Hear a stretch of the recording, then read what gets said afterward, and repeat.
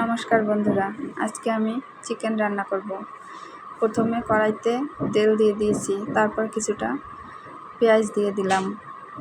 এবার পেঁয়াজটা একটু ভেজে তারপরে আমি দিয়ে দেব কিছুটা পেঁয়াজ বাটা। এবার পেঁয়াজ বাটা আর পেঁয়াজ একসাথে মিশিয়ে আমি ভালো করে পেঁয়াজের গন্ধটা দূর করে তারপরে কিছুটা আদা বাটা আর রসুন বাটা দিয়ে নেব, দিয়ে ভালো করে অনেকক্ষণ কষিয়ে নেব। এরপরে আমি কিছুটা শুকনো মশলা দিয়ে দেব।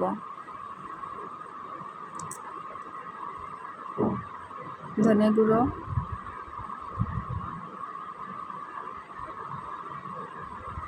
হলুদ গুঁড়ো, জিরার গুঁড়ো,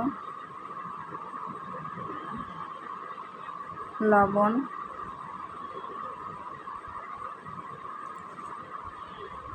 শুকনো লঙ্কার গুঁড়ো, সব মশলা দিয়ে এবার আমি কিছুক্ষণ নেড়ে চেড়ে কষিয়ে নেব। নিচে যাতে লেগে না যায় তার জন্য আমি কিছুটা জল দিয়ে দেব। এবার মশলাটাকে ভালো করে কষিয়ে নেব। কষানো হয়ে গেলে এবার আমি দিয়ে দেব মাংসগুলো ভালো করে মশলার সাথে মিশিয়ে নেব। তারপরে ঢাকনা দিয়ে রেখে দেব 5 মিনিট। 5 মিনিট পর ঢাকনা খুলে নেড়ে নেব। তারপরে আমি আগে থেকে ভেজে রাখা আলুগুলো দিয়ে দিলাম। এবার পরিমাণ মতো জল দিয়ে দেব।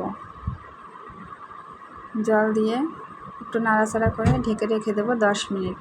10 মিনিট পর মাংসটা আমি নামিয়ে নেব। আজকে মাংসটা আমি 2 সোমবারে রান্না করেছি।